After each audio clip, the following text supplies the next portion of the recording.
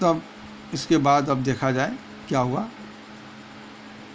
दोनों रोज़ उसी जगह पहुंचते। अब ऐसा हो गया कि उस दिन वो बुलाया नहीं, वो भी कुछ नहीं बोली। अब वही टाइम शाम होते ही दोनों अपने आप वहाँ पहुँच जाते उसी जगह। अब मूर्ति की तरह एक दूसरे को निर्निमेष बिना पलक झपकाए एक दूसरे को देखते रहते, ताकते रहते। वो उसका चेहरा देखता है, वो उसका चेहरा देखती।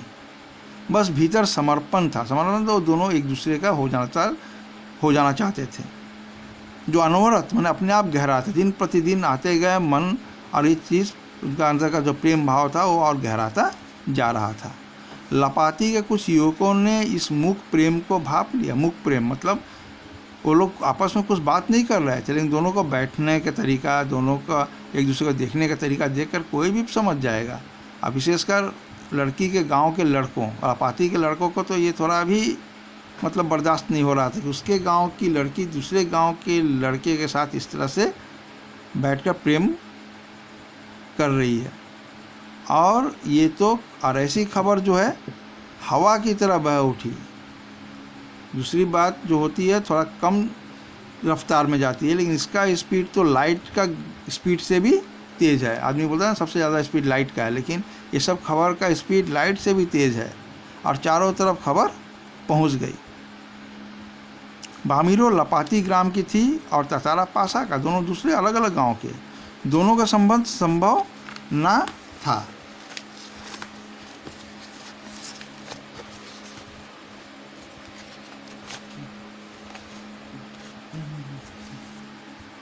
रीति अनुसार दोनों को एक ही गांव का होना चाहिए, नियम से ही ना,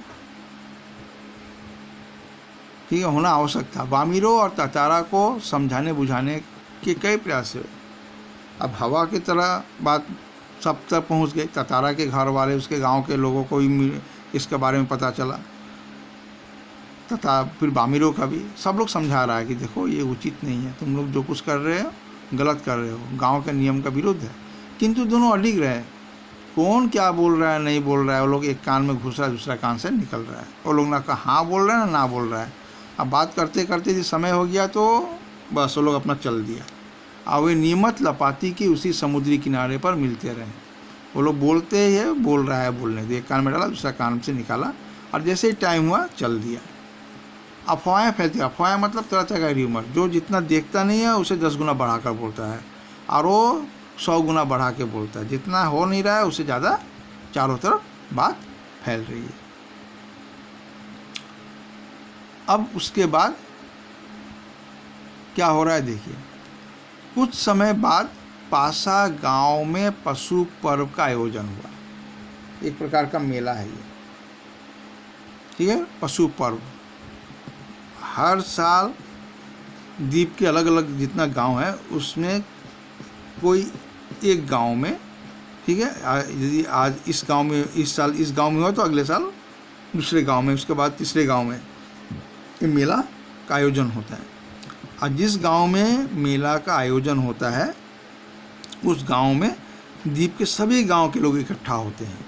मैंने एक गेट टुगेदर होता है। देखिए मैंने यहाँ समझाया, ऐसे वैवाहिक संबंध नहीं होता है। अलग अलग गांव, मैंने ऐसा कोई शत्रुता का भावना नहीं था, एक गांव के साथ दूसरे गांव में कोई दुश्मनी नहीं है। खाली वैवाहिक संबंध में अलग ये है कि एक गांव के लड़की के दूसरा गांव के लड़के के साथ नहीं होगा, बाकी सब ठीक है। तो जब वहाँ पर मेला लगता है किसी गांव में तो सभी गांव के लोग वहाँ इकट्ठा होते हैं। पशु पर्व माने इसमें पशुओं का मेला लगता है, तरह तरह का खेल तमाशे भी होते हैं। विशेषकर आइलैंड में है तो लोग पशु का खरीद बेच होता है, ठीक है, मेला में तरह तरह की चीज़ें भी आती हैं। पशु पर्व में हिष्ट पुष्ट पशुओं के प्रदर्शन होता है। प्रदर्शन में एग्जीबिशन होता है, मतलब वहाँ पर क्या होता है, मेला में कोई बहुत बकरा, गाय, भैंस, घोड़ा ये सब का बिक्री होता है। और लोग अलग अलग से ट्रेनिंग देकर लाता है और ये दिखाता है कि उसका घोड़े में क्या खूबी है, ताकि उसको दिखाकर उसको अधिक दाम में बेच सके, खरीदने वाला खरीद सकता है। ये प्रदर्शन होता है। एग्जीबिशन के अतिरिक्त पशुओं से युवक की शक्ति परीक्षा प्रतियोगिता भी होती है। जैसे कोई बोल दिया कि हमारे ये बुल है, ठीक है,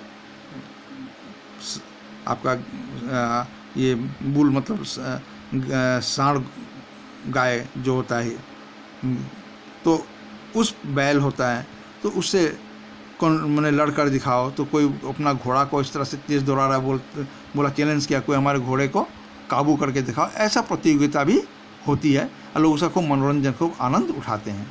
वर्ष में एक बार सभी गांव के लोग हिस्सा लेते हैं उसमें, कोई जिस गांव में होगा उसमें सभी गांव में गेट टुगेदर होता है। बाद में नृत्य, संगीत और भोजन का भी आयोजन होता है। देखिए, नाचना गाना सब साथ में, खाना पीना साथ में, सब हो रहा है।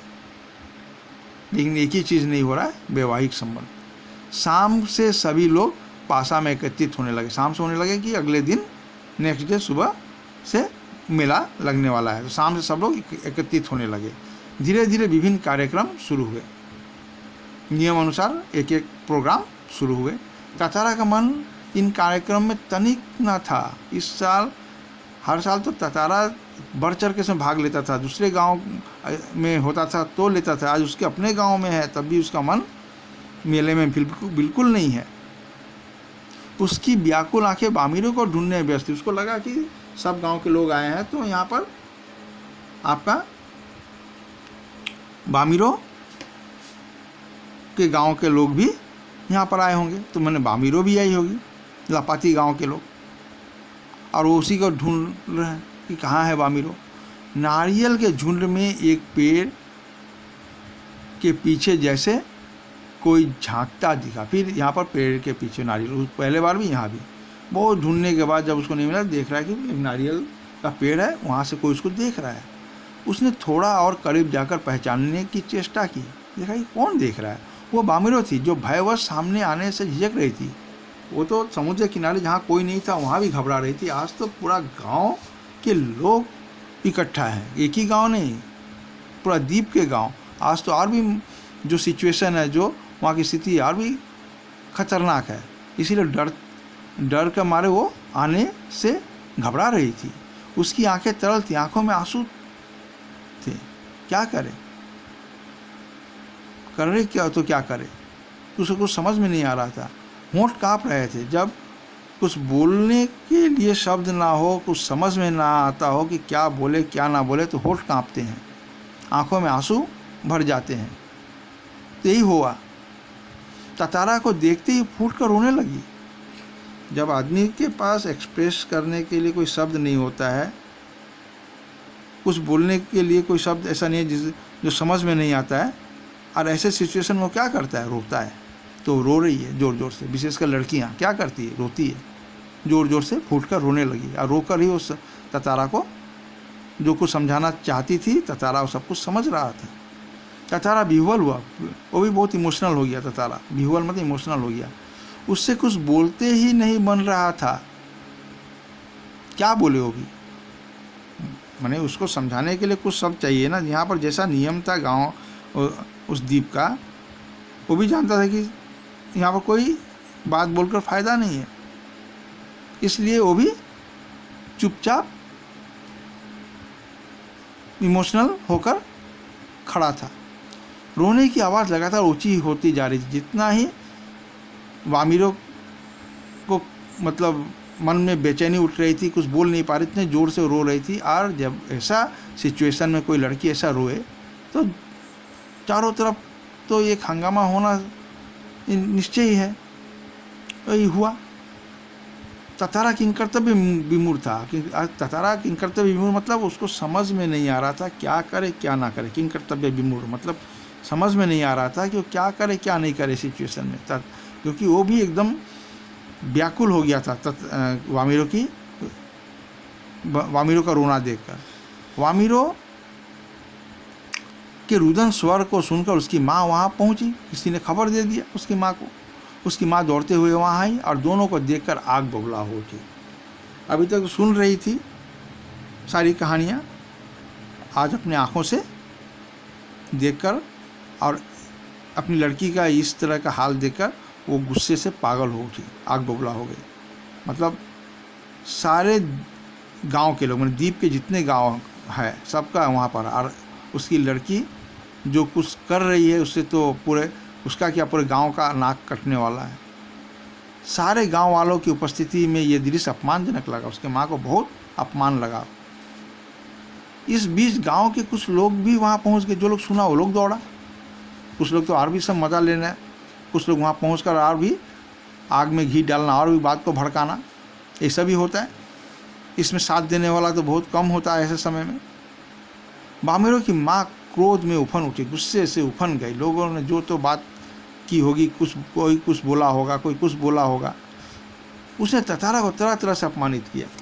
यही ततारा देखिए, जो सारे गांव वालों के लिए अपना जीवन कुर्बान कर दिया, मतलब सेक्रीफाइस किया लाइफ। आज वही ततारा असहाय स्थिति में खड़ा है। आज उसकी मदद करने वाला, जो दुनिया की मदद कर रहा था इतना दिन तक, आज उसकी मदद के लिए कोई नहीं है। ततारा की माँ उसको तरह तरह से अपमानित कर रही है, तो अपमानित किया। गांव के लोग भी ततारा के विरोध में आवाज़ उठाने लगे। पूरा गांव के, वहाँ के जितने गांव के लोग थे, यहाँ तक कि उसके अपने गांव के लोग भी इसमें उसका अगेंस्ट में हो गया, विरोध में। कोई उसके साथ नहीं खड़ा है, जबकि ये ततारा लड़का हर किसी की मदद के लिए अपना सब कुछ छोड़कर उनकी मदद के लिए दौड़ता था। खाली अपने गांव नहीं, सब गांव का। आज कोई उसके फेवर में बात करने वाला नहीं है। ऐसे सिचुएशन में देखिए, यह ततारा के लिए असहनीय था, वो सह नहीं पा रहा था। बामेरो अब भी रोए जा रही थी। ततारा भी गुस्से से भर उठा।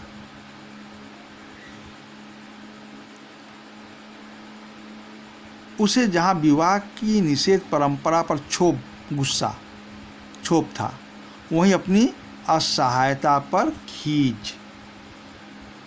उसको इस बात का गुस्सा था कि सारे गांव के लोग आए हुए हैं, सब लोग मिल रहे हैं, नाच रहे हैं, घूम रहे हैं, साथ में बैठकर खा रहे हैं, खेल रहे हैं, सब कुछ एक जैसा। तो फिर विवाह निषेध माने इसमें ना होने का क्या कारण है? निषेध होने का निषेध मतलब उसमें ना होने का क्या कारण है?